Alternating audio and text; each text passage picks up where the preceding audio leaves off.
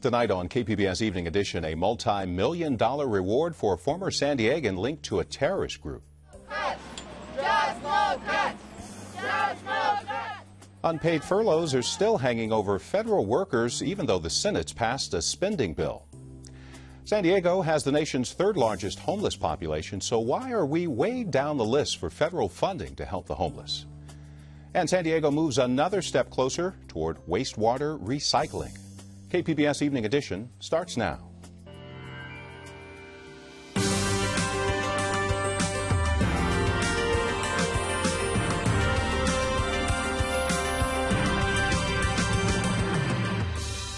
KPBS Evening Edition is made possible by Joan and Irwin Jacobs and by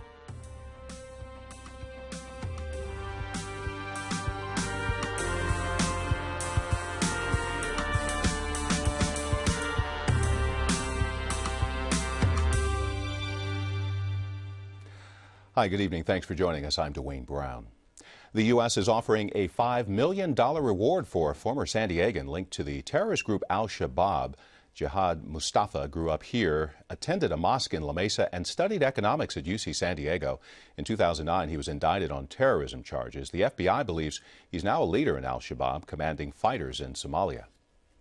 Some progress in the fight over the federal budget tonight. The Senate has passed a spending bill keeping the government open through the end of September. It prevents a shutdown and gives the Pentagon some money for training and readiness. But the automatic spending cuts from sequestration stay in place. The bill now goes to the House, where it's expected to pass tomorrow. Then it goes on to the President. Just no cuts! Just no cuts! More than 24 federal employees protested sequestration today outside the 32nd Street Naval Base. Union leaders say federal workers could be furloughed up to 22 days. That's about a 20% pay cut. Specifically, what I want Congress to start learning how to work together and quit trying to up each other and use federal employees as political pawns in their game. Now, this was one of 100 rallies across the nation today, part of the union's National Day of Protest. California National Guard says it will have to cut $100 million from its budget if sequestration is fully implemented. The Guard says the cuts could include worker furloughs, reduction in behavioral health services for members, and support for firefighting operations. Budget cuts could also affect firefighting operations in San Diego County. The Ramona Airport Tower is on a list of possible closures. The Federal Aviation Administration was supposed to announce a decision on Monday, but they put it off until Friday because of the amount of public feedback. No matter what happens, firefighters say they'll still fly from Ramona, but losing the tower means losing a layer of safety for their teams.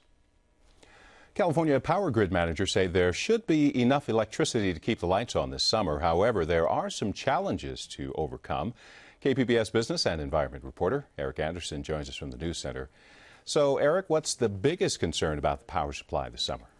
Well, Dwayne, the issue that has power managers most concerned is another summer without electricity being generated at the San Onofre nuclear power plant. This will be, of course, the second summer in a row that the two reactors will be offline because of those problems with the steam tubes. And that's complicated by the retirement of another major power plant up in Huntington Beach. That plant did help ease the crunch last summer when its retirement was put off for a year, but by now it's too old to be a reliable power station and they've shut it down. But even with those two power facilities offline, grid managers say there should still be enough juice to keep the lights on. So nothing to worry about, right? Well, not exactly. The region is still dealing with some transmission bottlenecks in the Southern California region. Grid managers hope that some small upgrades will make it easier to move the power where it's needed. And they're keeping an eye on the weather. Last year, you'll remember, a relatively mild summer, peak demand still managed to creep up near the supply limit in the San Diego area. And grid officials say the margins are tighter this year. They say a long hot spell could put too much demand on the power grid. And there's also a chance an incident like a wildfire could interrupt the flow of power into the region by interrupting a transmission line, or an unscheduled outage at a major power plant like Otay Mesa could allow the demand for electricity to outpace the ability to provide supply. KPBS business and environment reporter Eric Anderson. An invitation-only meeting with state public utility commissioners in La Jolla generated a small group of protesters. It comes one day before the commission considers a vote on 3 new power plants in San Diego. The agency held a private meeting at Scripps Institution of Oceanography today, where organizers say it's simply to gather community input, but some individuals and community groups who wanted to attend were not allowed, so they gathered outside on the beach. 80% of climate change is caused by the burning of fossil fuels. And what's being proposed are brand new fossil fuel power plants. It just doesn't make sense. We are on a pathway to mitigate climate change, to try to stave it off, the negative impacts. So to build new power plants in this day and age with the modern technology that we have, it doesn't add up.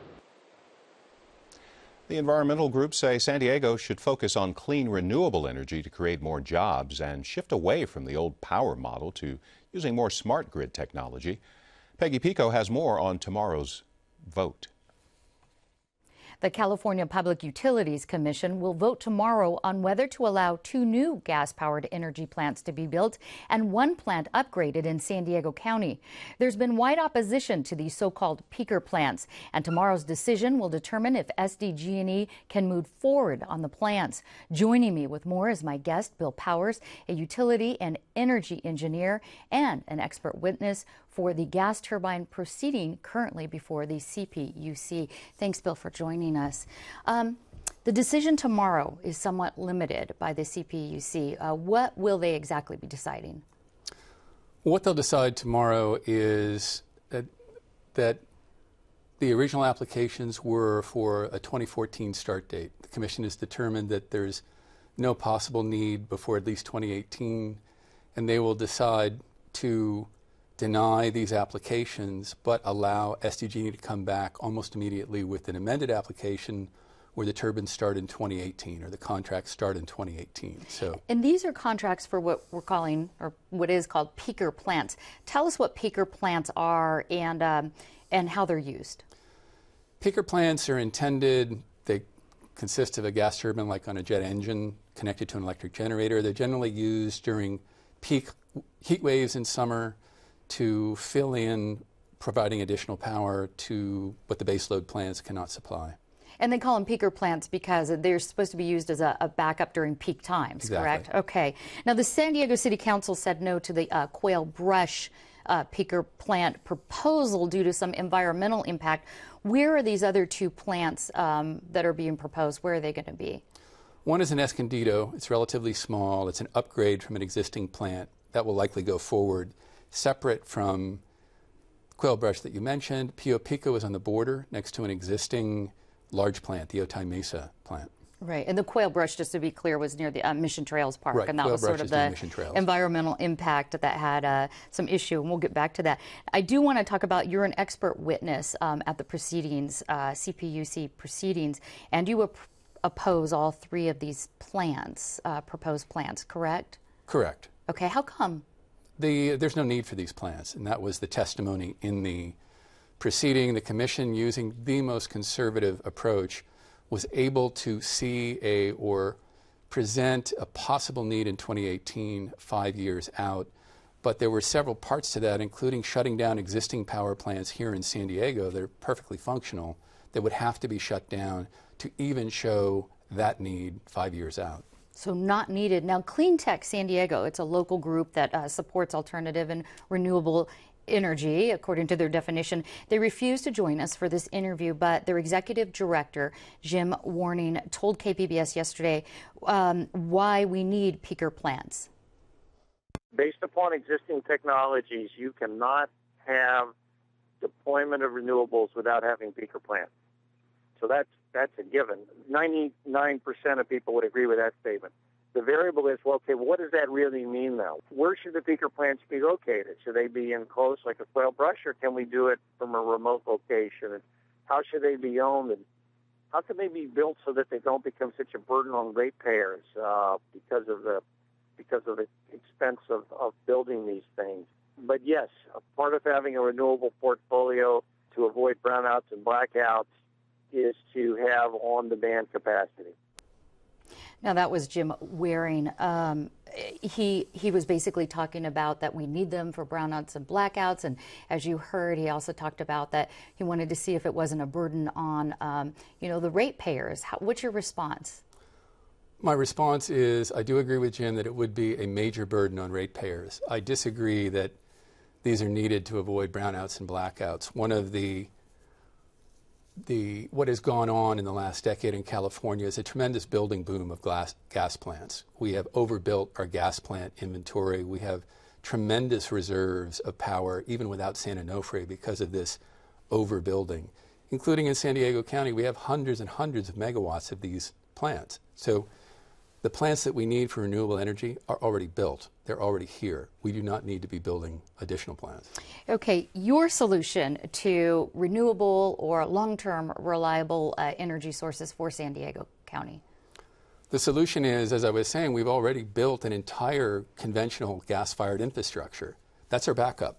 We can bring in as much renewable energy in the form of rooftop solar, do smart energy efficiency, and we have the resources already in place. Already there. So we are out of time. Bill Powers, thank you very much. I want to let folks know that the CPUC Commission meeting is open to the public. That's tomorrow, Thursday, the 21st. It'll be at the County Operations Center on Overland Avenue, and the public is welcome there.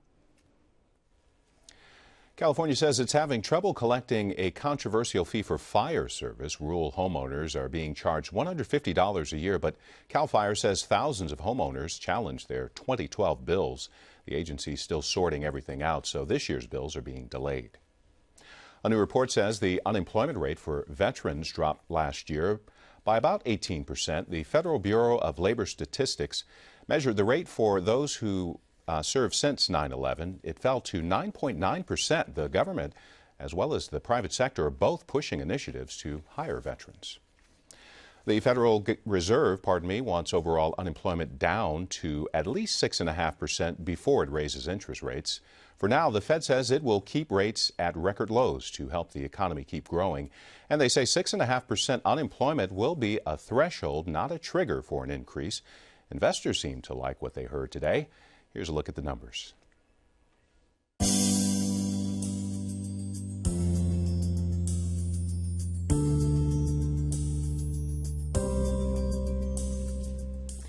Guilty verdicts today for 5 former Bell City officials accused of padding their salaries and illegally raising taxes and fees to cover their paychecks. The former mayor was one of those convicted, and one council member was acquitted. But the jury's not done yet. They deadlocked on some charges, and the judge sent them back for more deliberations. NFL owners have passed a new safety rule for players to help reduce head injuries. Next season, ball carriers won't be allowed to lower their heads and use their helmets like battering rams to break through defensive lines. The NFL has focused on reducing blows to the head because of degenerative brain disorders found in former players, including former Charger Junior Seau. A final report to a city council committee could pave the way to wastewater recycling in San Diego. Water purification has been tested for years at a pilot plant. The concept, supported by Mayor Filner and Council President Todd Gloria, says it's a vital resource in a city forced to import nearly all of its water. So that means that developing a local, reliable water source is incredibly important to our city's well-being and to our economy's well-being. Local supplies help reduce reliance on outside sources, can help our economy and allow the businesses in our region to grow. The final report on the water purification project now goes to City Council. It's part of a movement years in the making. PBS editor Tom Fudge recently filed this report about the local effort to start reusing water and stop treating it just to send it out to the sea. The Point Loma wastewater treatment plant is where he's at. The Point Loma wastewater treatment plant. This is where up to 200 million gallons of San Diego water comes every day to be treated and pumped into the ocean. But people are starting to imagine another way to handle our wastewater. And this is what it looks like. It's ultra pure water. Marcy Steyer is director of an experimental project for the city of San Diego that purifies the water that has gone down the toilet and down the drain. She says the end product is, if anything, more pure than your tap water. In fact, the whole point of this project is to find a way to turn wastewater into a large, reliable source of potable water for San Diego. Steyer points out the cost of imported water has risen 85% in the past 8 years, and those prices aren't headed anywhere but up. It's estimated that the cost of imported water will double by 2020. So, is it cheaper to recycle our wastewater than to import it from the Colorado River?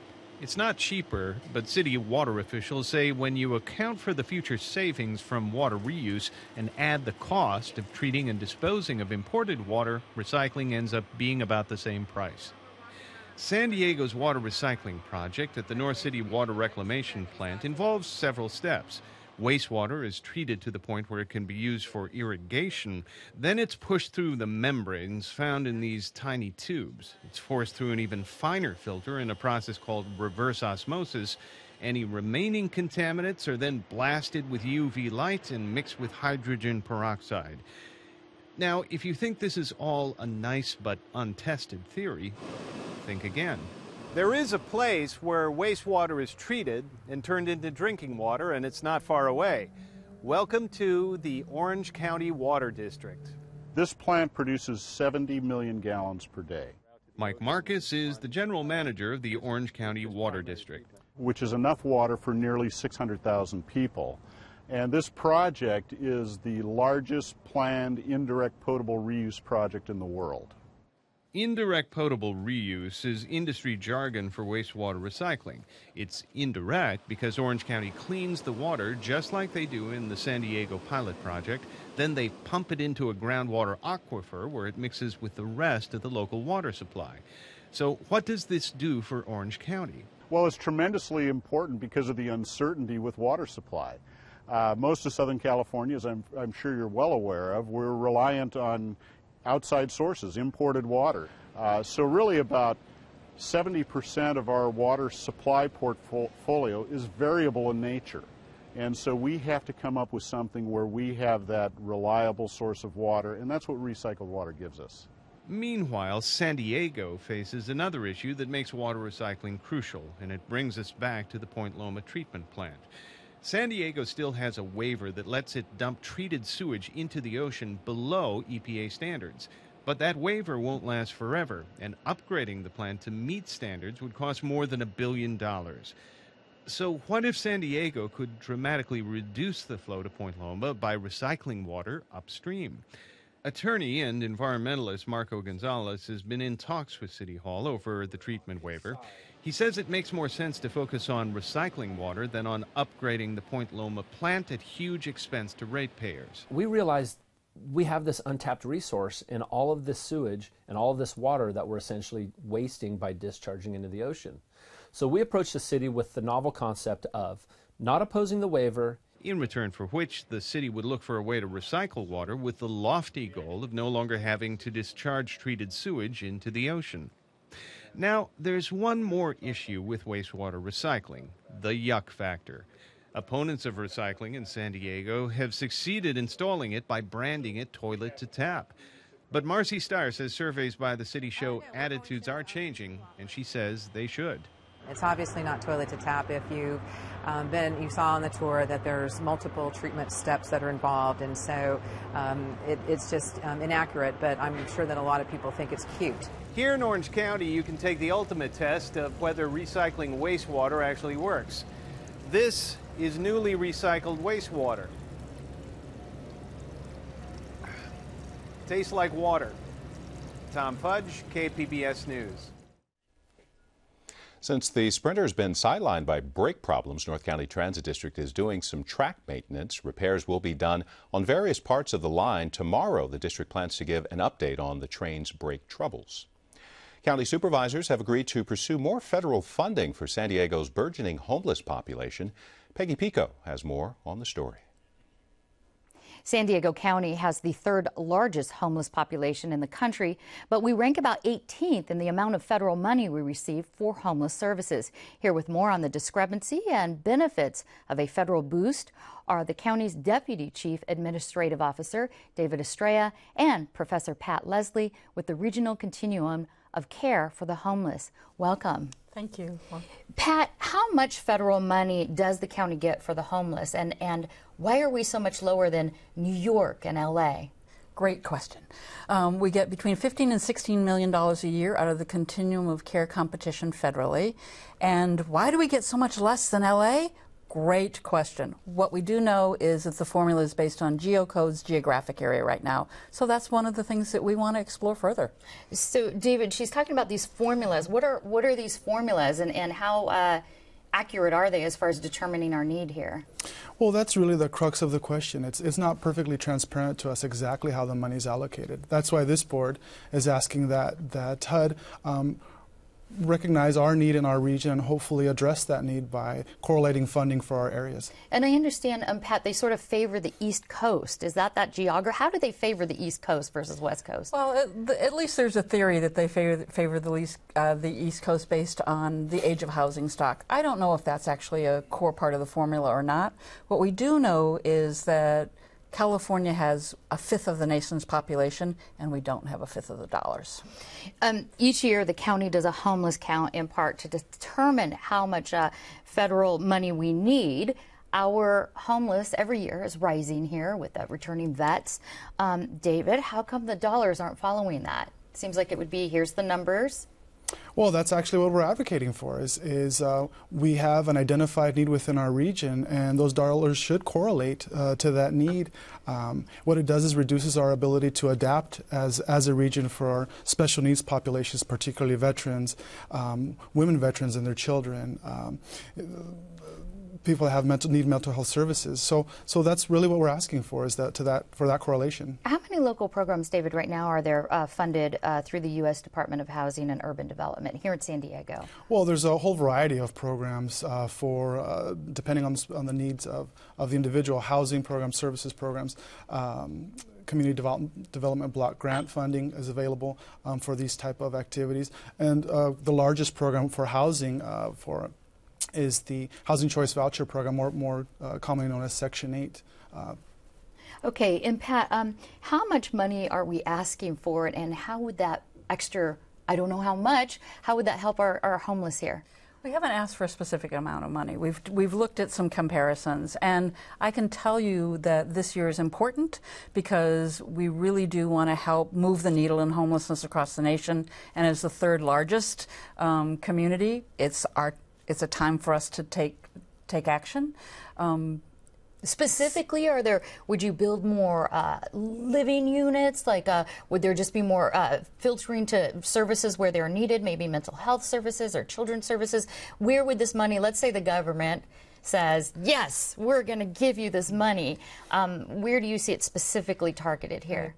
There are three populations that we know. One is the returning veterans and veteran homelessness. If we're going to end by 2015, we've got to focus there, and we've got good partnerships to do so. Chronic homelessness is bad for business, it's bad for health, it's bad for all kinds of things. That's another federal initiative, chronic homelessness. And then the 2020 initiative to ensure that we end family homelessness. We're ahead of many places in the nation on that one. And as a community, we want to make sure that we achieve that goal as well. Those growing, very specific. David, so let's say these formulas are changed, or you know, that's the good scenario, but the other scenario is that aren't we facing $2 billion in cuts through HUD because of sequestration? How would that affect us, and how likely is that to continue? Well, it's a very severe impact for our region. Our housing authority anticipates that it would be a 5% cut to over $100 million budget. So it's unclear what sequestration will look like into the future. Hopefully that can be addressed, and it won't impact our families that have the greatest needs. So really, it's making sure that we're flexible, that we work in partnership with agencies that are members of the Regional Continuum of Care Council or other jurisdictions, and really being aware of our needs and expressing those needs as quickly and as efficiently as we can. All right, David Estrella, Pat Leslie, thank you both so much for joining me. Thank you for the invitation. Thank you very much. I'm Gwen Eichel on the next News Hour, the first in a series of stories about the impact of high-speed broadband access on our daily lives. That's Wednesday on the PBS News Hour. USS Ronald Reagan returns to San Diego tomorrow morning. The aircraft carrier has been in Bremerton, Washington for 14 months for maintenance. The ship may be here at its home port for a while. The Navy has cut back deployments because of sequestration. It's expected to be cloudy tomorrow when the carrier actually arrives in the morning, but look for clearing as we get closer to the weekend. In fact, mountain temperatures will move back into the 70s, 90s in the desert tomorrow, then cooling through the rest of the week. Recapping tonight's top stories, the U.S. is offering a $5 million reward tonight for a former San Diegan linked to the terrorist group Al-Shabaab. Jihad Mustafa grew up here, attended a mosque in La Mesa, and studied economics at UC San Diego. In 2009, he was indicted on terrorism charges. The FBI believes he's now a leader in Al-Shabaab, commanding fighters in Somalia.